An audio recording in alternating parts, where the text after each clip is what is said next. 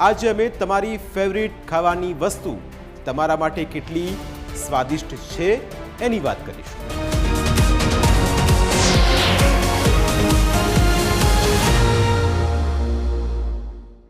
ભારતમાં સૌથી વધારે ખવાતો ખોરાક પાણીપુરી અને બનાવવામાં સ્વચ્છતા નથી જળવાતી અને લોકોના આરોગ્ય સાથે છેડછાડ કરાય છે એવી વાતો આપણે વર્ષોથી સાંભળીએ છીએ।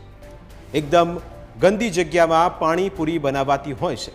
સાવ સડી ગયેલા બટાકા સહિતની ચીજો પાણીપુરી બનાવવામાં વપરાતી હોય કે પાણી બનાવવામાં પી ન શકાય એવું ગંદુ પાણી વપરાતું હોય એવા વિડીયો પણ આપણે જોયા છે।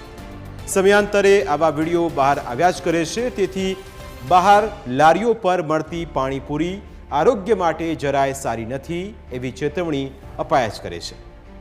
આમ છતાં પાણીપુરીનું આકર્ષણ લોકોને ઓછું નથી થતું અને લોકો મોટા પ્રમાણમાં પાણીપુરી ખાધા જ કરે છે। પણ કર્ણાટક સરકારે હમણાં કરેલા ધડાકાની વાત જાણ્યા પછી પાણીપુરી ખાતા પહેલા 100 નહીં લાખ વાર વિચાર કરવો પડે એવી સ્થિતિ છે। કારણ કે અહીં સવાલ પાણીપુરીના જે બનાવટ છે તેની સામે ઊભા થયા છે। કર્ણાટકમાં રાજ્યના ફૂડ સેફ્ટી વિભાગની એક ઝુંબેશ ચાલી રહી છે। અલગ અલગ વિસ્તારોમાંથી પાણીપુરીના સેમ્પલ એકઠા કરાઈ રહ્યા છે।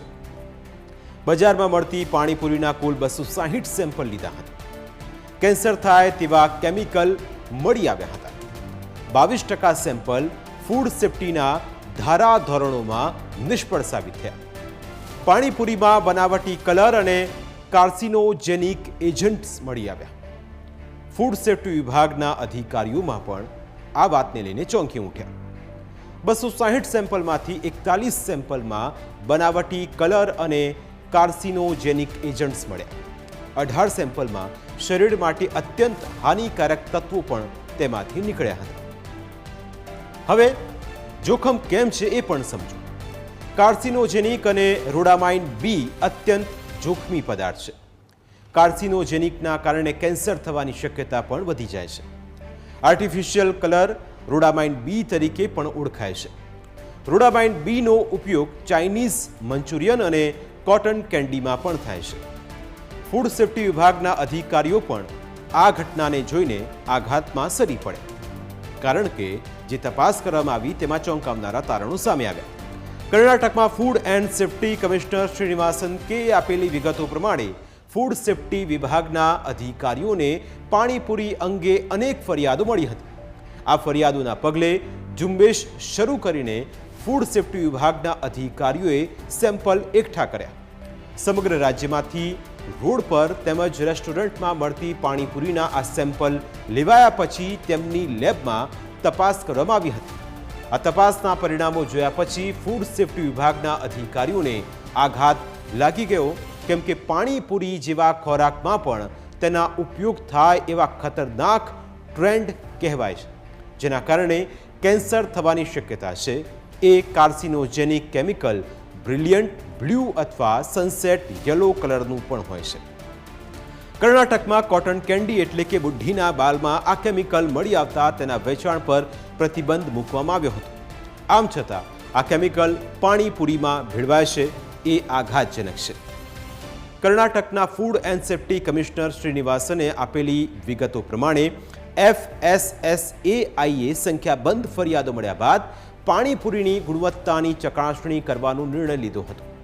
શ્રીનિવાસને કહ્યું કે પાણીપુરી લોકપ્રિય હોવાથી મોટા પ્રમાણમાં લોકો ખાય છે, પણ હવે આ બાબતો અંગે જાગૃતિ આવી હોવાથી તેની ગુણવત્તા અંગે ઘણી ફરિયાદો મળી હતી અને એ ફરિયાદોના આધારે આ કાર્યવાહી કરવામાં આવી। હવે પાણીપુરીથી કેન્સરનું જોખમ શા માટે છે એ પણ સમજો। પ્રોસેસ્ડ ફૂડ સહિત ઘણી ચીજોમાં કેમિકલ્સના કારણે પણ કાર્સિનોજેન પેદા થાય છે। રાસાયણિક કાર્સિનોજેન્સ કુદરતી કે સિન્થેટિક, ઝેરી કે બિનઝેરી હોઈ શકે। બેન્ઝીપેરિન અને વાયરસ કાર્સિનોજેન જે બિનઝેરી છે। કેમિકલથી બનેલા કાર્સિનોજેન્સના સંપર્કમાં આવવાથી કેન્સરનું જોખમ વધી જાય છે। કાર્સિનોજેન્સ આપણા શરીરની રચનાને ડિસ્ટર્બ કરી નાખે છે। આપણા શરીરમાં કોષોનું વિભાજન સતત થયા કરે છે। કોષ એટલે કે સેલ જૂના થાય એટલે મૃત્યુ પામે। નવા કોષ બનતા જાય એ પ્રક્રિયા ચાલ્યા જ કરે. કાર્સિનોજેન્સના કારણે સામાન્ય સેલ મૃત્યુ પામતા નથી. શરીરમાં કોષ બનવાનું પ્રમાણ અનિયંત્રિત થઈ જાય છે. અનિયંત્રિત કોષોના કારણે એક ગાંઠ બની જાય છે. આ ગાંઠ ખરાબ કોષોની બનેલી હોય તો જીવલેણ બને અને એ જ કેન્સર છે. દરરોજ કાર્સિનોજેનના સંપર્કમાં આવે છે દરેક વ્યક્તિ અને એટલે જ આ ચિંતાનું કારણ છે. કારણ કે આપણું શરીર રોગ પ્રતિકારક શક્તિ ધરાવે છે. તેથી શરીર કાર્સિનોજિનને દૂર કરવા અથવા ક્ષતિગ્રસ્ત કોશિકાઓને દૂર કરવા માટે વિવિધ પદ્ધતિઓનો ઉપયોગ કરે છે. કોષો કાર્સિનોજેન્સને ઓળખીને બાયોટ્રાન્સફોર્મેશન દ્વારા તેમને હાનિ પહોંચાડવાનો પ્રયાસ કરે છે અને એટલા જ માટે પાણીમાં કાર્સિનોજેનની તરલતા વધારે છે. તેથી શરીરમાંથી તેને બહાર કરવું સરળ બને છે અને એટલા જ માટે કહીએ છીએ કે સાવધાનીમાં સલામતી છે. આગળ વધીએ કે આખરે કાર્સિનોજિનના અત્યંત જોખમી કેમ માનવામાં આવે છે. ઘણા કાર્સિનોજિન શરીરમાં જામી જાય છે. કાર્સિનોજેન્સ ડીએનએને પણ નુકસાન કરે છે. કાર્સિનોજેન્સ માત્ર પદાર્થ જ હોય એમ નથી. રેડિયેશન પણ એક પ્રકારનું કાર્સિનોજેન છે. સામાન્ય રીતે માઇક્રોવેવ્સ અને રેડિયો તરંગોને કાર્સિનોજેનિક ગણાતા નથી. ફોટોન પાસે રાસાયણિક બોન્ડ્સને તોડવા માટે પૂરતી ઉર્જા નથી હોતી અને એટલા જ માટે તે જોખમી બની શકે છે. એટલું જ નહીં, આ પ્રકાશ પણ જોખમી છે. સૂર્યપ્રકાશ સહિતના અલ્ટ્રાવાયોલેટ કિરણો, એક્સરે અને ગામા કિરણો અને એક પ્રકારના રેડિયેશન પણ કાર્સિનોજેનિક કેમિકલ, કાર્સિનોજેન્સમાં કાર્બન, ઇલેક્ટ્રોફાઇલ્સનો સમાવેશ થાય છે. મસ્ટર્ડ ગેસ અને એફ્લોન્ટિક જે કાર્બન છે એ ઇલેક્ટ્રોફાઇલ્સમાં ઉદાહરણો છે.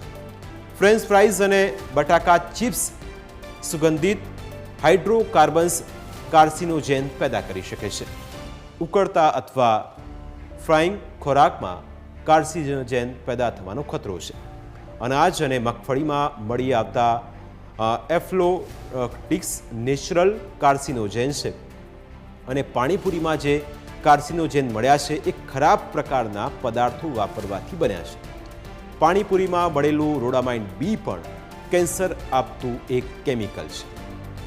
એટલા માટે આ તમામ બાબતોને સમજવી જરૂરી છે, કારણ કે તમારા સ્વાસ્થ્ય સાથે અને તમારા સ્વાદના ચટાકાના કારણે તમારા શરીરને નુકસાન થઈ રહ્યું. રોડામાઇન બીનો ઉપયોગ કરવાથી લીવરની તકલીફ કે કેન્સર જેવી સમસ્યાઓ થઈ શકે છે.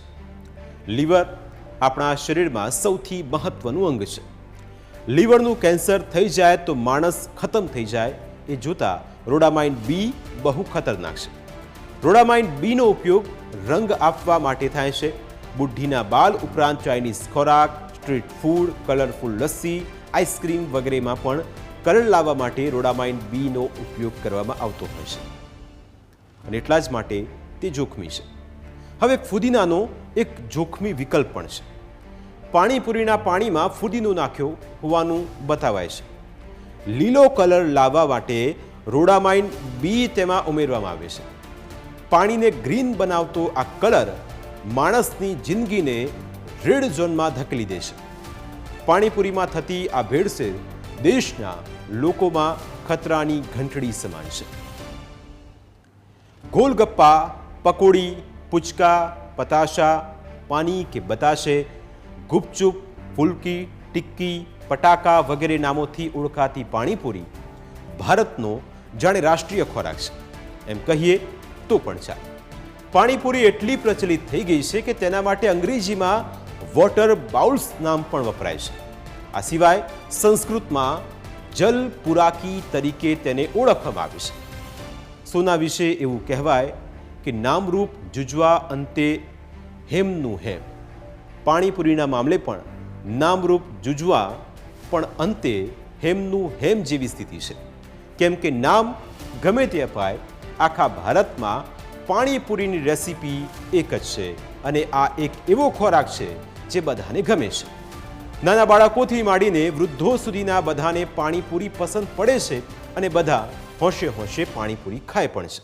પણ પાણીપુરીમાં કેન્સર આપનારા પદાર્થોની ભેળસેળ જોયા પછી કોઈને પાણીપુરી ખાવાની ઈચ્છા જ મરી જાય ને હવે પછી આપણે પાણીપુરી ના જ ખાવી જોઈએ એવો સંકલ્પ પણ એકવાર લઈ લઈએ, પણ આખરે એવું કશું જ બનતું નથી, કારણ કે એ લોકો સ્વાદને વધારે પસંદ કરે છે.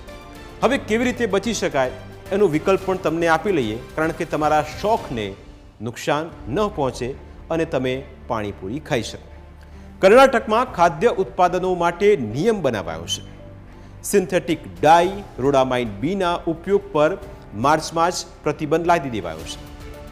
ડાઈ ગોબી, મંચુરિયન અને કોટન કેન્ડી જેવા લોકપ્રિય સ્ટ્રીટ ફૂડમાં મળી હતી. હવે ફૂડ સેફ્ટી જાળવવા મોટી રેસ્ટોરન્ટમાં નિયમિત નિરીક્ષણ કરાય છે. ખાદ્ય ઉત્પાદનોમાં રેન્ડમ સેમ્પલ લેવાય છે અને ખાદ્ય સુરક્ષા નિયમોને કડકાઈથી લાગુ કરશે. આરોગ્ય વિભાગ ગ્રાહકોને ખાદ્ય સુરક્ષા વિશે શિક્ષિત કરવા માટે જનજાગૃતિ અભિયાન પણ ચલાવી રહ્યું છે.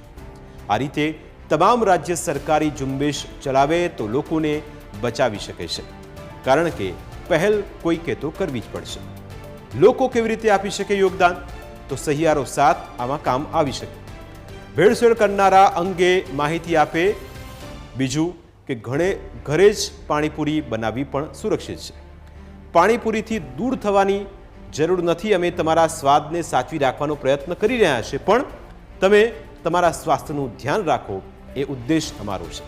પાણીપુરી આરોગ્ય માટે ખતરનાક નહીં પણ ફાયદાકારક પણ છે, એ પણ અમે આપને બતાવી રહ્યા છીએ, કારણ કે બહાર પાણીપુરી જે મળે છે એમાં ચોક્કસ રોડામાઇન બી કે કલરનો ઉપયોગ કરાતો હોય, પણ જો તમે ઘરે શુદ્ધ અને સારી રીતે પાણીપુરી બનાવો છો તો તમારા સ્વાસ્થ્ય માટે તે ફાયદાકારક છે.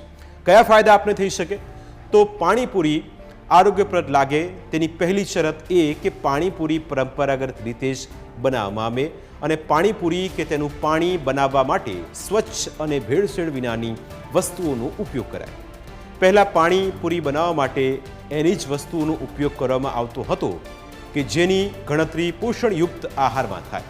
બાફેલા ચણા, બટાકા અને મસાલેદાર પાણીથી બનતી પાણીપુરીમાં મોટા ભાગે તો શરીર માટે સારા પદાર્થોનો જ ઉપયોગ કરવામાં આવે છે.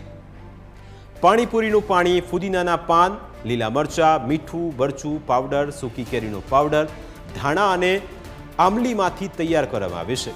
આ બધી જ વસ્તુઓ શરીર માટે અત્યંત ફાયદાકારક છે.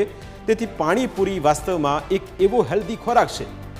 પાણીપુરી ખાવાથી તમારા આરોગ્યમાં શું લાભ થઈ શકે તેના પર પણ એક હલકી નજર નાખી દઈએ, જેથી આપને ખ્યાલ આવે અને તમારો સ્વાદ પણ સચવાઈ રહે. શું ફાયદા થાય પાણીપુરીના લાભ અમે આપને બતાવીએ તો પૂરી અને મસાલો ઘઉં, સોજી, ચણા અને બટાકા વગેરેમાંથી બનાવાય છે. હવે ખાવાથી પુષ્કળ પ્રમાણમાં ફાઇબર મળે છે, જે તમારા પાચન તંત્રને સુધારવામાં અને સ્વચ્છ રાખવામાં મદદ કરી શકે છે. પાણીપુરી માટેની પૂરી ઘઉંનો લોટ અને સોજીના લોટમાંથી બનાવાય છે, જેમાંથી ભરપૂર કાર્બોહાઈડ્રેટ મળે છે. પાણીપુરીમાં મસાલા તરીકે બાફેલા બટેકા અને બાફેલા ચણાનો ઉપયોગ કરાય છે, જે તમને કાર્બોહાઈડ્રેટ અને પ્રોટીન ભરપૂર પ્રમાણમાં આપે છે. બધા પદાર્થો ફાઇબરનો પણ સારો સ્ત્રોત છે. ફાઇબર તમારા પાચન તંત્રને સ્વચ્છ અને સુરક્ષિત રાખે છે. પાણીપુરી સ્વસ્થ પાચન માટે એક બહુ જ સારો વિકલ્પ છે. એટલે એસિડિટીની સમસ્યાને દૂર કરવા માટે ડૉક્ટર્સ સામાન્ય રીતે ઠંડુ પાણી કે બીજા ઠંડા પ્રવાહી પીવાની સલાહ આપે છે.